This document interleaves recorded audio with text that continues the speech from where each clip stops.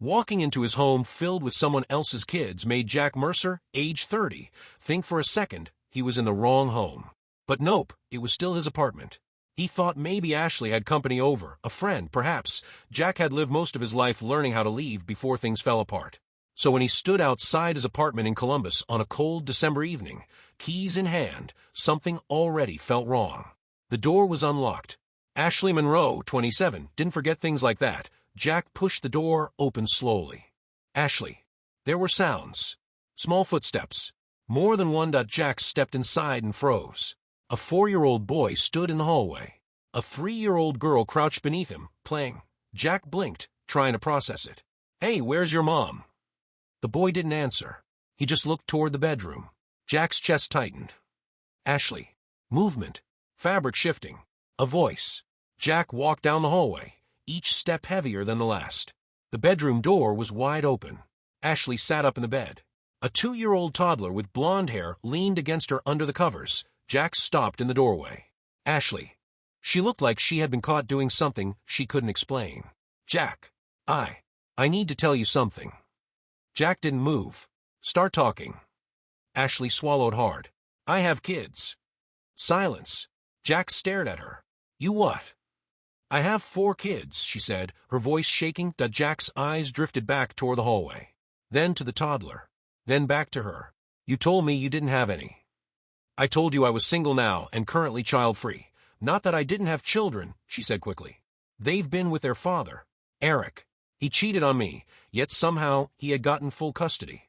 Jack didn't speak. Ashley rushed her words. Eric lost his job a few weeks ago. He can't take care of them right now. I didn't think I'd ever have them back, Jack. I didn't know how to tell you, especially knowing how you feel about kids. Jack's jaw tightened. So you just didn't. I was going to. I swear I was going to. When? She hesitated. That was enough. Jack exhaled slowly. You moved them into my apartment. I didn't have a choice, she whispered. You always have a choice. The kids were quiet now, watching. Jack looked at them, then back at her. I told you why I don't want kids in my life. Ashley nodded, tears forming. I know you told me about growing up, moving home to home, being on your own at 18. I know it hurt you. Jack's voice dropped. I'm not putting a kid through that. Ever. Ashley stepped off the bed. They're not going anywhere, Jack. That sentence landed hard. Jack nodded once. Then I am. Ashley's face fell. Jack, wait, but he was already turning, walking out to keep from blowing up right in front of the kids. The motel and diner. Off the highway cost more than he wanted to spend, but Jack didn't care. He dropped his bag on the floor and stood in the bathroom, staring at himself in the mirror. He turned the shower on. Hot water ran over him, washing away the dirt from a busy day at work, a day without overtime, which was the only reason he was home early in the first place. An hour later, Jack sat at a small table in a nearby diner. Same gray shirt. His phone sat propped up in front of him. He went live on YouTube. I don't usually do this live, he said quietly. A few viewers trickled in. I just needed somewhere to talk. He rubbed his face. I came home today and found out my girlfriend has 4 kids. Comments started appearing. He kept talking. They were in my apartment. Just there. Like I should have known. He laughed softly, but there was no humor in it. She said their dad couldn't take care of them anymore. Lost his job. So now they're there. A comment popped up. Man, she was scared to tell you. Jack read it. Yeah, probably. Another comment appeared. You ever think she had no choice? Jack leaned back. I've had no choices my whole life. That doesn't mean you lie. He paused, then said quieter, but I get it. The waitress approached. Everything okay over here? Waiting for someone, or do you need anything? Jack gave a small nod. Yeah, just thinking. She glanced at the phone. You streaming? Something like that. She smiled gently. Rough day. Jack exhaled. You could say that. She nodded. Well, don't let one bad moment decide everything. Jack sat with that. Looking around the diner, he saw couples talking and families laughing together. Something in his chest shifted. He didn't want to leave Ashley completely stranded. He ended the stream, picked up his phone, and texted her, I need time. I'll come back tomorrow. Feed the kids. He even ordered a pizza from the diner and had it delivered to the apartment for them. The return home. After sitting alone in the motel room, Jack changed his mind. He couldn't just stay away until morning. An hour after eating, he drove back. He arrived quietly. The apartment door was still unlocked. Jack stepped inside into the dim living room. The pizza box was open on the table. The kids were quiet. Jack slipped past the living room and walked quietly down the hallway. He stopped right outside his closed bedroom door. He didn't want to wake the children or cause a scene, but he heard voices coming from inside his own room. A man's voice. "Eric, you really think he's coming back?" Eric said. Ashley's voice came softer. "Eric, I don't know, but Jack's text said he'll be back tomorrow. I just hope Jack forgives me and that he's okay with the kids being here." "You don't need him," Eric said. "You've got me, the kids, and I need you." Ashley hesitated. "Whose fault is that? You cheated and took the kids." "I said I was sorry and a fool for doing those things to you. I said it plenty of times these past few weeks." A pause. Then movement. Closer. Ashley's voice dropped. "This isn't right. Just because Jack isn't coming back tonight doesn't mean you get to stay here, Eric. I think it's time for you to go." "But it feels right being here with you again in this bed," Eric said. "You didn't object to that earlier or hiding me in your closet when we almost got caught. These past couple of weeks reminds me of how it used to be between us with the kids." Ashley said, "It was a mistake, Eric. I don't know what came over me, but it stops now. I'm with Jack. There's nothing between you and I. Ugh." Ashley covered her mouth. Suddenly, there was a rush of footsteps inside a room, the sound of her running, and the bathroom door swinging open. Through the closed bedroom door, Jack heard the sounds of someone throwing up. Eric laughed. "Well, Ashley, your body thinks otherwise. Your reaction is no different than the other times we found out you were pregnant. So congrats." Ashley's voice gasped out in a panicked tone from the bathroom. "I can't be. Not again." Hearing those words was the ultimate breaking point. Jack didn't wait any longer. His hand turned the knob, and he pushed the bedroom door wide open. He walked into the bedroom to see Ashley coming out of the bathroom. She was not alone. Eric was there too. Too close. Too comfortable. Jack didn't speak at first. He just looked.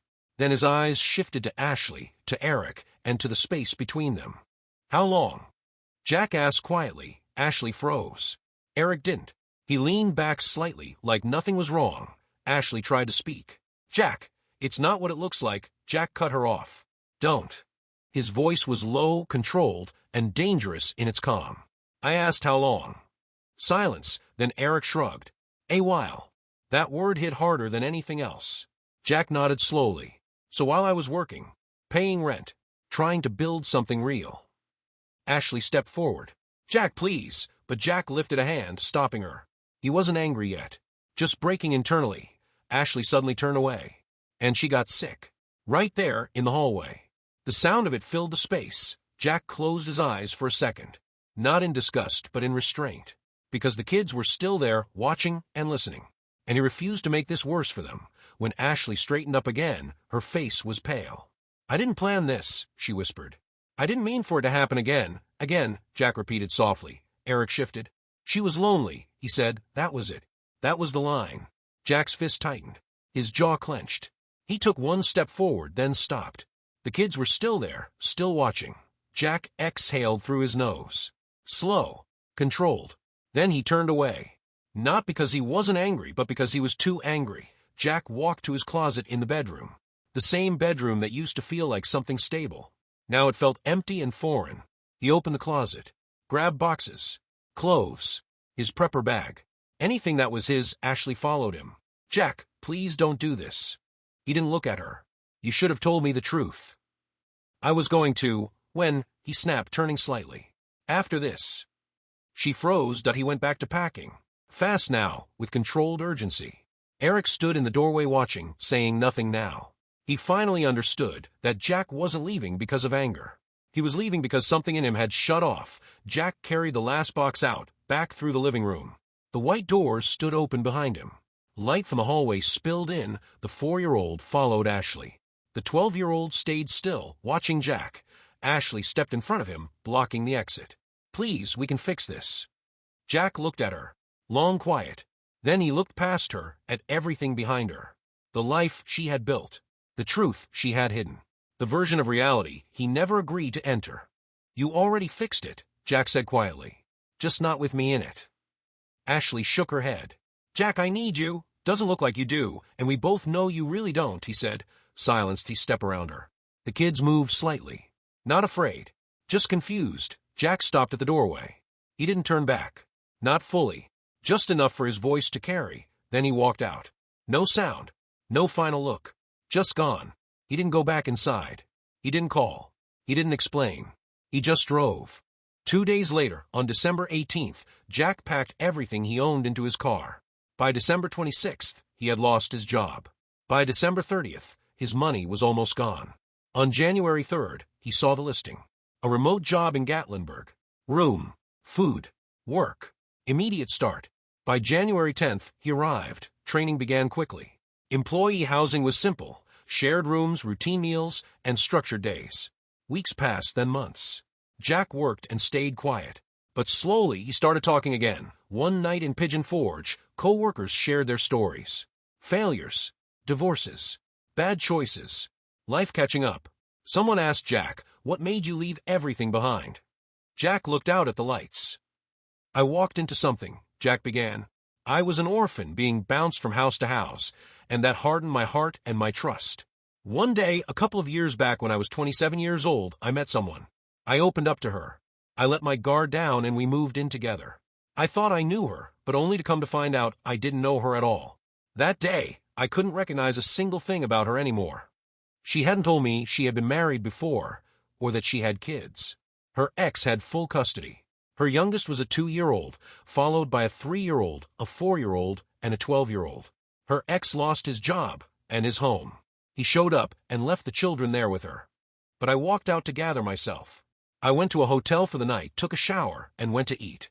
I did a live chat on YouTube and got insights and conversations from others and the waitress. Seeing families and couples around me, I thought maybe I could look past this. I didn't want to go back to being alone. I thought then that I was in love with her and could forgive her. I texted her that I'd be back in the morning, and I even sent pizza to her and the kids. And then, after an hour of eating dinner, I changed my mind. I went back to our home, only to find out her ex, Eric, had been there the whole time. The kids were just a decoy when I had showed up earlier because I didn't have overtime and got let out earlier that day. I didn't fight. I didn't punch him, even though I wanted to, because the kids were there. I know from experience what seeing that does to a kid. I overheard their conversation. She wanted him to leave and get out of the bed, and he asked why. He implied what they had just done, asking why not let him sleep there, since I wasn't going to be back until the morning.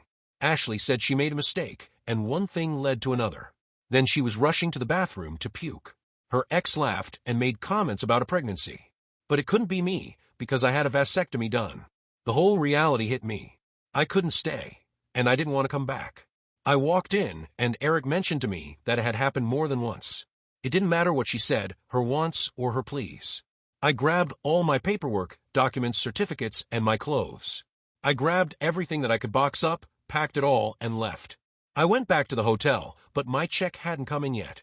For the next 2 days, I was almost broke and even slept in my vehicle. I lost my job too. Since then, I've been here.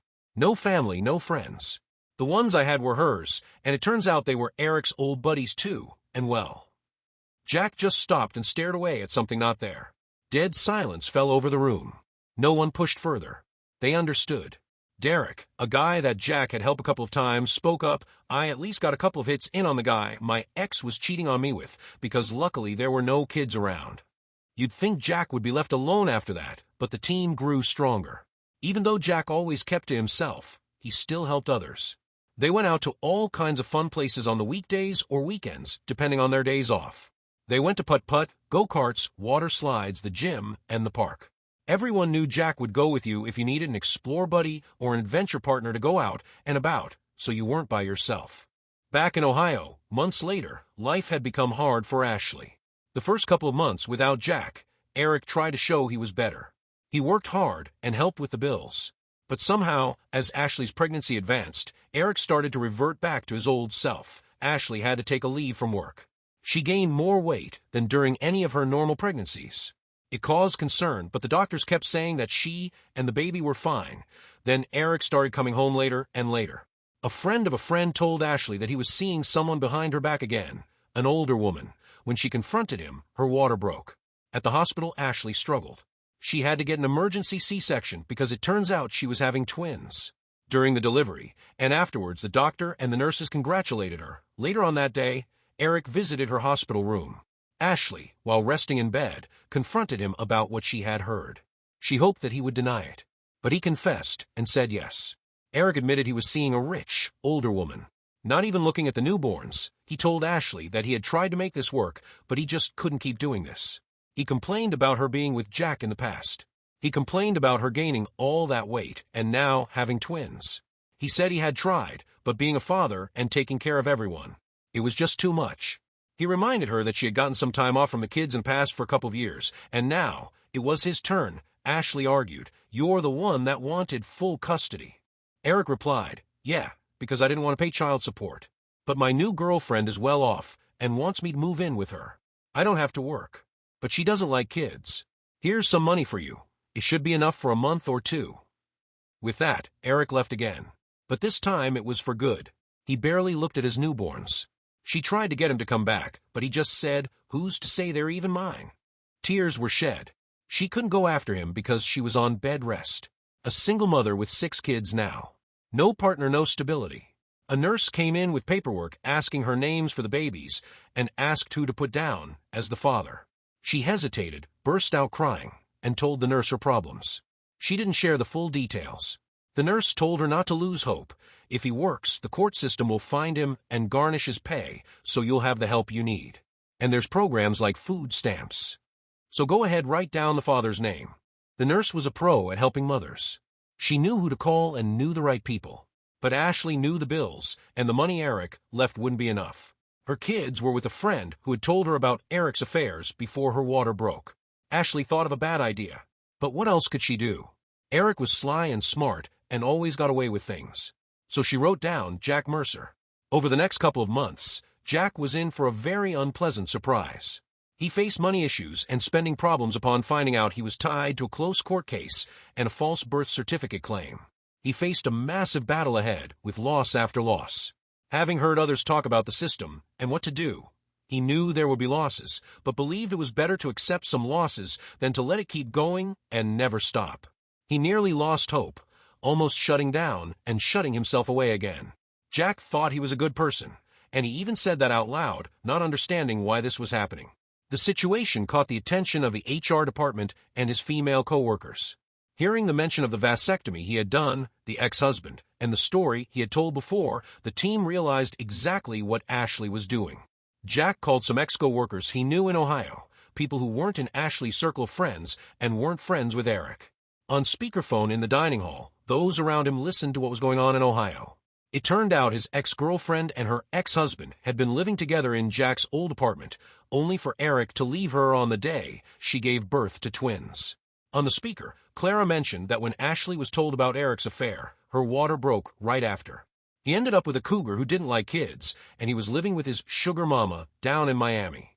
Clara said on the phone that Eric told Ashley since she got a couple of years away from the kids, so should he, even though he was the one who had filed for full custody just to avoid child support.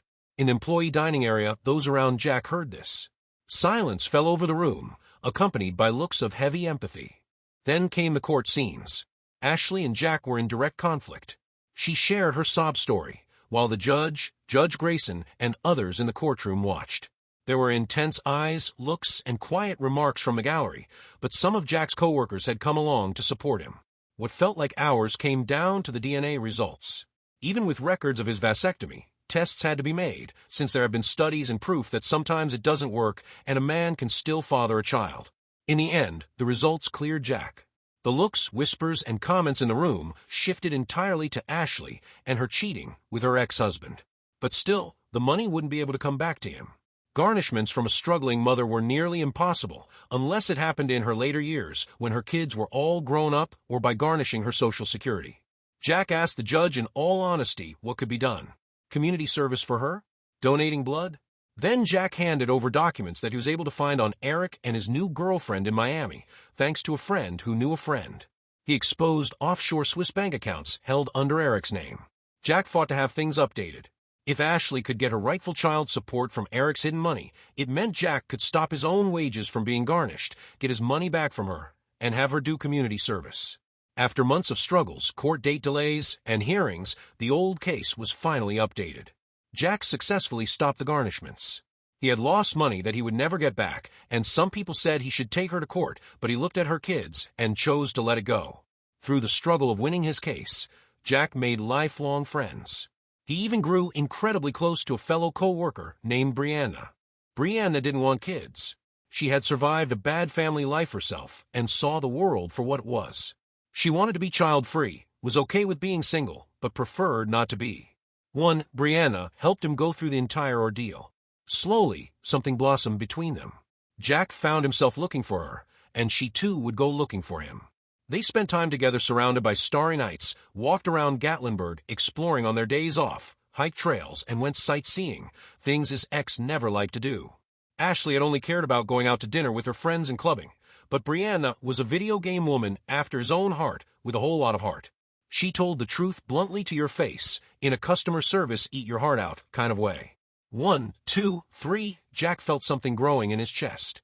It was a completely different feeling than what he had experienced with Ashley. With Ashley, it had been loneliness and desperation.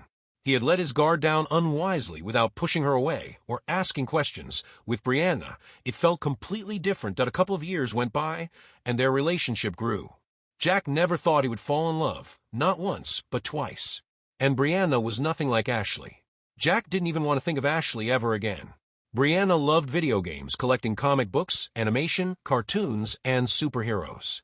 They shared endless adventures, went sightseeing, and she loved arts, crafts, cooking, and baking. Best of all were the home-cooked meals she lovingly made for him. Jack finally had the life he had always deserved.